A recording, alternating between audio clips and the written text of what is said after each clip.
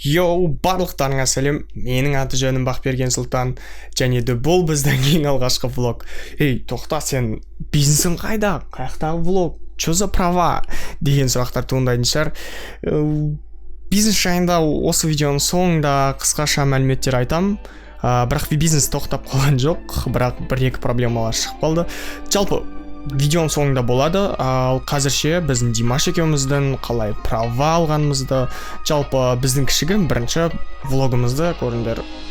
Негізі праваны біз Димаш екеуміз тамыз айында алып қойған болуымыз керек еді. Бірақ ол кезде тесттен мен өттім, бірақ Дима өте алмай қалды. Содан кейін тағы бір ай дайындалған Димаш екінші рет өтіп көруге тырысады. Ал қыркүйек айының басында барлық тесттер жаңа форматқа көшіп кетті. Қойылатын сұрақтар суреттер форматынан GIF форматына өткенмен қоса жаңа сұрақтар қосылды. Соның кесірінен Дима қайтадан құлап қалады. Құлағаннан кейін Дима бұл жолы жақсылап дайындалу мақсатында 4,5 мың теңгеге жаңа базадағы сұрақтары бар пробный тест сатып алып, сонымен дайындала бастайды. Ал осы рет Дима дайындалып жүрген кезде мен өз бағымды сынап вождение тапсырып көруге бардым.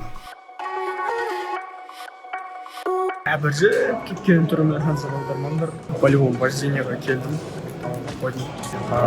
Сәл уайым болып тұр, но еще предвкушение. Поддержка есть самое главное. Предвкушение болып тұр, біле қалай болады екен деген, өте алам ба, өте алмайым ба. Короче, қысқаша өзім описаниемді айтсам, ощущениемді айтсам, уайымдап тұрмын, үміт бар, өтіп кетіп, қазір права алып, правамен қазір міне деп көрсетем деген. Но все же думаю, что бірінші мамандықтан өтпеймін. Но көреміз қазір. Универден шыққан кезде очередті мен бронь жасап қойған болатын, бірақ кешігіп қалдым. Сәйкесінше бәрімен қатар талон алып, сол талон бойынша кірдім. Талон бойынша менің уақытым келген кезде сәйкесінше окошкаға кіріп, ол жерде суретке түсіп, қол қойып, барлық қажетті документтерді өткізіп барып, тағы да очередке тұрдым. Бұл жолы уже нағыз вождениенің өзіне тұрдым. Мен барған кезде менің алдымда автоматқа 15 шақты адам тұрған еді алдымда, және де механикаға 20 шақты адам бар еді. Күтіп отырмын. Сәл уайым пайда болды, уайымды астадым кәдімгіше. Прям қатты емес енді. Сол күнгі қатты желдің кесірінен дауысым естілмей қалыпты, бірақ айтқым келген нәрсе, универден уайымсыз шыққан мен мұнда очередті көргеннен кейін кішігірім іште бір уайым пайда бола бастады. Жүріп жатқан кезде өшіп қалсам, немесе бұрылатын кезде дұрыс емес бұрып машинаны бұзып жүрсем деген бір ойлар мазалай бастады.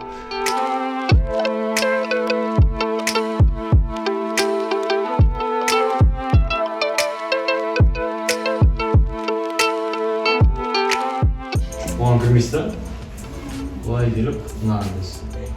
Осы жерден былай келіп, мына жерге сәл жүріп қаласыз, оңаша, одан кейін солға тартып былай жетесіз. Осылайда қайтып шығыңыз.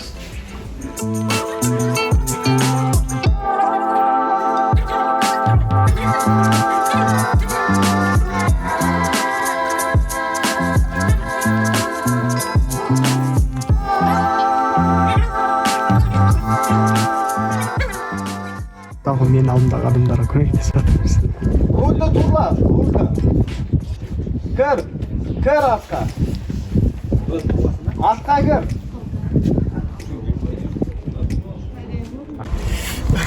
Уайым кетіп қалып жатыр, мына жаққа келген кезде. Қазір алдымда Corolla тұр, сол кетеді.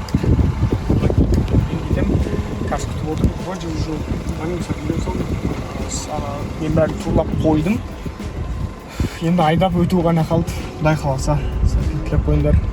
Комментарийға жазыңдар, өттім ба, өтпедім ба, примерно соңынан көрмей жатып.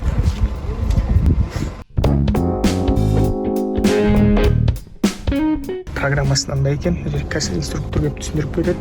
Программа мына жерде бағланымнан көрсетіледі. Собственно, руль мынандай. Тағы не? Мынандай не? Не дешет нам, коробка передач, стик, короче, на жерінде клоксор басып барып қоясын. тағы не айтса болады. Камера, ана камера. И алдында нелер бар, андай датчиктар. Болды. Негізі мен бағана ойындап тұрайын, отқан сәл ойын басылды ше. Енді мынаны нені турлап алу керек, зеркаланы. Осы кадрлардан көріп тұрғандарыңдай, машинаны айдағанымды видеоға түсіргім келді, бірақ инструктор телефоныңды пилот режиміне қойып, артқы орындықтарға таста дегеннен кейін, бұл процесті видеоға түсірмек түгіл, телефоннан картаны көруге де мүмкіндігім болмай қалды. Короче, өте алмай қалдым. Қуанып тұрмын, бірақ қуанып тұрғанда қуанып емес, көріп шықтым қалмай. Сәлімді орындап келдім, көріп қайтам деген. Енді сәл-сәл бір аптадан кейін тағы тапсырып көремін. Өте алмай қалдым, но өте алмай қалсам да сәл қуанышты болып тұрмын ше. Қуанышты, өте алмай қалғаным үшін қуанышты емес әрине. Просто барып, тапсырып, көріп қайттым. Осы уақытқа дейін уайым емес, но андай неуверенность бар еді мен. Өйткені технический моменттерден қателесіп кетуім мүмкін, ориентир, габарит, анау, мынау. Короче, мынандай болды, мен универде вообще уайымсыз шыққан. Ой, барып тапсыра саламын деп. Бірақ келдім, сәл адамдарды көрдім, сөйтіп сәл-сәл ориентация ете бастады, уайым пайда бола бастады, сәл уайым пайда бола бастады. И батыс жақындаған кезде прям ішімде андай қыдықтаған сияқты не болды ше, сезім. Түсіндіретін инструктор мен алдымдағын түсіндіріп отыр, мен отырдым да, сәл көріп алдым машинаны пошуп ететін ары-бері. И тура сол моментте уайым прям жоқ болып кетті, вообще уайым жоқ болып кетті, спокойно сезімді көрдім ше. Негізі бір жағынан өте алмай қалғанымды жақсы ма дедім. Негізі мен өтем деген цельмен барған жоқ едім ше. Негізі цельді басым дұрыс қою керек екен. Мен барып көріп құлайын деген ниетпен бардым ғой. Құлайын дегенде енді болды, қазір барамын да все правамен шығамын деген андай болған жоқ еді цель. Қазір барып возможно даже құлап қалғанын шығарым деген мен бардым, короче. И собственно құлап қалдым. Бірақ мен ойлағандай қиын емес, вообще қиын емес екен. Просто өзім асығыстық жасап жібердім даже. Иә, вождениені да тапсыруға 3 мүмкіндік беріледі. Оның біріншісінен мен құлап қалдым. Ал екінші мүмкіндік бір аптадан кейін беріледі. Оны естіген Дима бос жатпай болды, мен де тапсырамын, мен де права аламын деген ниетпен тесттен өтуге деген өзінің соңғы 3-ші мүмкіндігін тәуекел етіп тапсыруға барды. Бүгін короче праваға тапсырып алдық. Мен және бір групп боласың. Сол екеуміз көреміз, короче. Қалай болады. Негізінде уверенностьта 100% деп тұрмын енді. Главное, бұл тапсыруға бола ма? Көреміз қазір. Міне, мы едем, группасымен бірге барадық. Тапсыруға. Қанша жылдан көресің? 34. Мен эмоция кірменші. Таппайғат қазір. Короче, мындай талондар берді. Яқта вообще адам жоқ, рахат қой. Төменде адам қырған болды ескенесі. Яқтан қазір не алтын жазып отырмын. Құдай қалса өтеміз. Короче, 38 жинағансың. Тақтан бітті. Өте алмай қалды. Дима тесттен 38 жинап шыққаннан кейін екеуміз вождение тапсыруға бірге бардық. Броньмен алған болатын сағат 2:45-ке. Бірақ қазір сағат уже 2:43. Бронь бойынша бізде әлі алдымызда 10 адам бар. Или 10 адам бәрі броньда екен. Короче, Димаш бөлуге кетті. Көреміз қазір. Не дейді? Уақытымыз қазір 12:40-сы, 14:00-ға біз шығу керек. 14:44 қой қазір, иә?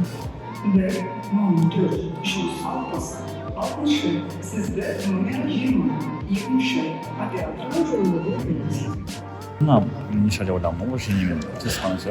Жоқ, бұл жерде қазір бір суретке түсеміз. Жоқ, барлық нәрсе қазпоштада барлығы номер тіркеуіне алып барлығы бар екен ғой. Этот ойнап отырсың ба?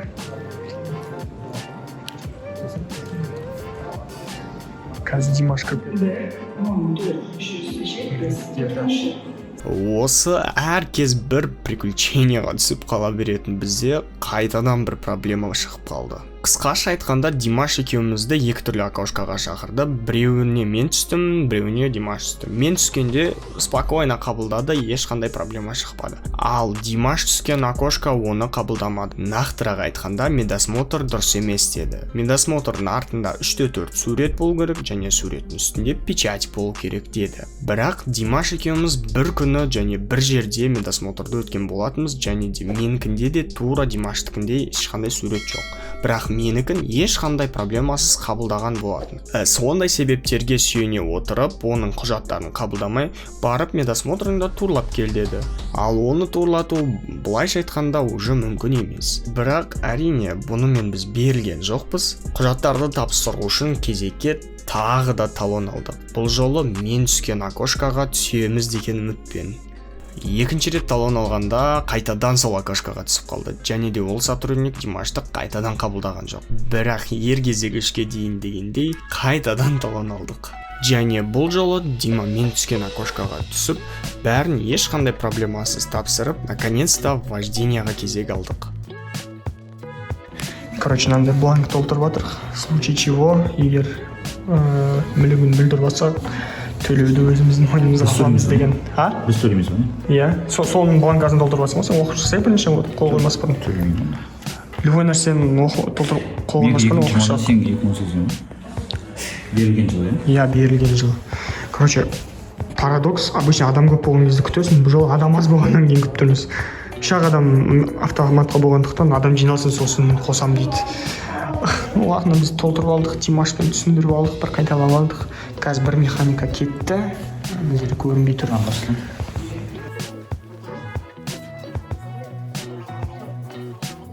Уезжаешь из обочины и бастайсың да, кетесің, мына жерге келгенде орынды өшіресің. Одан кейін мына жерге келгенде енді мына бір метрден көп емес жерге тоқтау керексің стоп-линияның алдынан да. Тоқтайсың, где-то 5 секундтай санайсың, керек что реально секунд бойынша. Одан кейін типа пешеходы өтті, одан кейін өтесің, жайлап келесің, мына жерге тоже стоп-линияның алдына тоқтайсың. Бұл жоқ не вышка жер, түсінімсің. Ол жерде де тоже 1-2-4 бес и кетесің, ары қарай левый поворотник и былай бұрыласың. Машиналарды іске қосып, біздің кезегіміз келгенге дейін Димаш екеуміз картаны бір реттен қайталап алдық. Және де арасында әңгімелесіп, өткен жолы қалай болғанын жайында өзімнің пікірлерімді Димашқа айттым. Ана жерін жел қалып сигналдер, недегі автоматтағы асықпай тұрды ше, ол прям топить еді, барынан бейбілдап. Ана жаққа келгенде аплашать еді, қызыл кіріп енді орындайды отыр, ана уже ол жаққа келіп қойды, ол да кіріп кетеді ғой ақымақ. Шыға алмай қалады, екеуі де қалады ғой. Анаң кесірінен. Иә, анаң кесірінен, асыққан кесірінен. По сути, мынау жай жүріп десе де болады, но бұл жерде кім топить етеді, и потом бейбілдап, агрессив, еще әр тұрмыздан тоқтап ше. Алды осы емес па, қызыл машинаны жолдастыра жүрген ше? Сөйтіп әңгімелесіп тұрған кезімізде менің де кезегім келді. Осылдан кетті тапсыруға.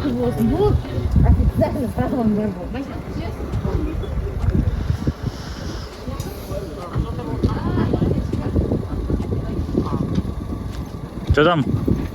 Заттарымды аласыз? Тапсырайын жатыр қазір енді. Аэропортын шығып отыр. Бірақ тапсыршамыз. Давай, Султан, давай, Султан.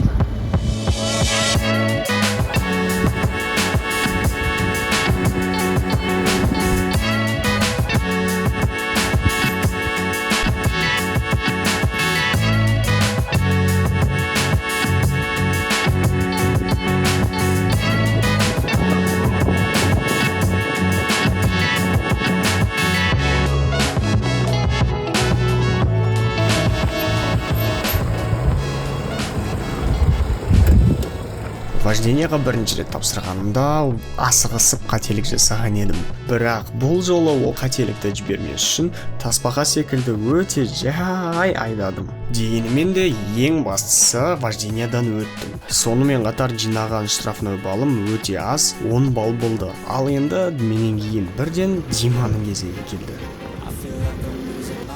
Қазір Димаға түсіндіріп жатыр. Уже Дима уверенно айдап жатыр, спокойно. Өтпеген сияқты құдай қаласа. біріншіден уже жаққа ошибка жасап жатсың дима воротник қосылған мына жерде басталатын кезде ладно 5-ақ бал ештеңе етпейді главное басқаларынан наплашать етпеші. I wanna be the greatest. Everybody on the fake shit. I look around and feel like everybody is the fakest. I make this every day and I'm impatient, hoping one day I blow up from the basement. Statement, the top is so vacant. I don't hear shit that I think is amazing. Waiting for my day when I'm playing sold out shows for 1,000 faces. Hey, give me that crown, get in my way and to be put down. It ain't your place, no, this my town. If I want that shit, then I'll get it right now. I'm losing it, the noose it fits. Some loose shit, a stupid myth. You choose to live or choose to dip. You choose to fight or lose your grip and lose a gift. I feel like I'm losing my mind. Қазір ощущение топ болып тұр, вышка. Бір послание жазғым келіп жатыр қазір, пока Димаш тапсырып жатқан кезде. Көбісі айтады, стереотипный мнение қалыптасқан, ой Шымкентте вообще праваны сатып алады деп. Жоқ дос, ондай нәрсе ойлама, ондай стереотип насчеттен шығарып тастаңдаршы. Білемін, ол қалыптасып қалған сендерде кішкентай кезден праваны тапсырады деп. Мүмкін сол кезде только солай болған шығар, бірақ қазір ондай емес. Реально еңбектенсең, реально оқысаң, Димаш 3-ші попытктан тапсырды. Реально дайындалып оқысаң өтесің. Любой нәрседен негізі ондай біреудің мнениясын өздеріңе присваивать етпеңдер. Өтуге болмайды деген. Типа только ақша деген. Ана шеттеріңе ғана сүйендер. Только өздеріңе ғана сүйендер. Бұл өтесіңдер. Және асықпаңдар мен сияқты.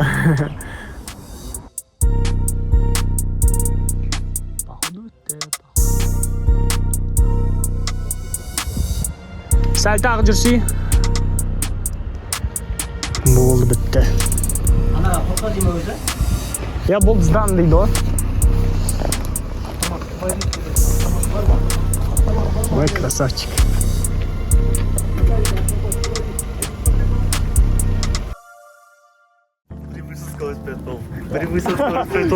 Бесер асырдың ба не? Үш рет асырдым. Бір асырдым. Қалған екі боқ. Мынау настолько линияға, по-моему, Бесходқа ма или неге ма? Настолько линияға, и потом мынау неге не бар ғой? Не. Я. Айтпайды да оны. Я ана параллельно күтіп тұрмын. Әлі айтпайды. Параллельно зор көрдім ба мен? Я сен деген спокойно жүрсің ғой, гонять етіп отырсың ғой. Мен ана жерде не уверенно жай тащиться етіп тұрмын да ше. Сен деген кірдің такой спокойно. Мен ана сынақтарға өте мән бере алмадым же. Бірақ бір самый қиын болып қалған жері, бірінші не 90 градустық. Біріншісі грузовой ғой, екіншісі легковой. Я тоқтап қалдым ғой. Мен жақын тұрда мен ойладым, мынаусы грузовой шығар. И ана жерде тағы бір поворот тұр. Ол еще көше екен повороты.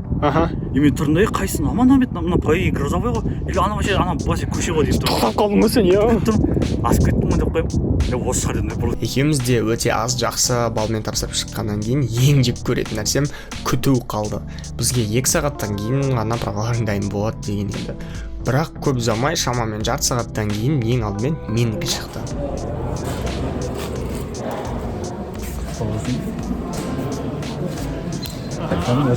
Көрінбеген дейсің же.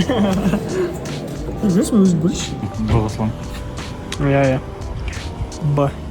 БЕ деген ма? БЕ деген с этим. Бізге, по-моему, осы да болар еді. Жоқ, Б емес, бізге только Б ғана ғой, қарсы. Міне, бізде только Б ғана. Әдей жауып тұрмын мен, білует етпес үшін. Көрсетті. Қиын болады одан. 5 сағат білует етем мен оны.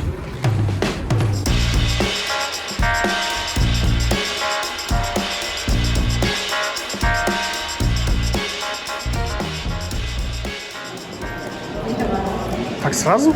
Мен тұрмын орзай. Да нормально. Как классно. Енді де тұрың, бір дейміш қанка? Черточка ба?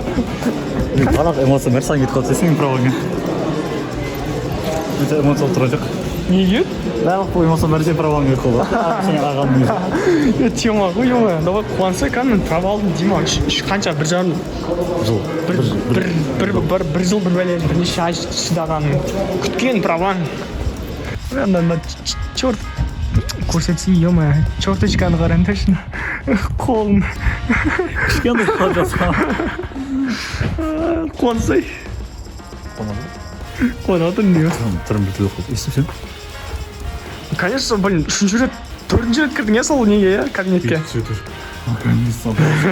мен де ана жерде отырып уайымдап ше. Как пусть уже слайм деп ше. Йоу, біз өз күшімізбен правамызды алдық, ал влог осымен бітті. Ал бизнестің 3-ші сериясы қайда, жалпы бизнестерің не болып жатыр деген сұрақтарға қысқаша жауап беретін болсам, 3-ші серия жасалынып жатыр, бірақ контент өкінішке орай сәл аздау, себебі бизнеста кішігірім проблемалар туындап қалды. Инстаграм жабылды, өзіміздің жеке проблемалар туындады. Тағысы қысқаша айтқанда кешірім сұраймын, бірақ видео кішігірім тағы да сәл кешігеді. Жалпы Құдай қаласа 3-ші серия жақын арада шығады. Барлығын толыққанды не болған түсінікті қылып, әрине 3-ші серияда айтатын боламыз. Каналға жазылып, қолдап, күтіп, видео қайда деп сұрап жатқандарың үшін көп рахмет. Әзірге осы каналға жазылыңдар, лайк басыңдар, және қоңырау шанын басыңдар. Сендермен бірге болған мен Бақберген Сұлтан және досым Димаш. Әзірге осы. Пока.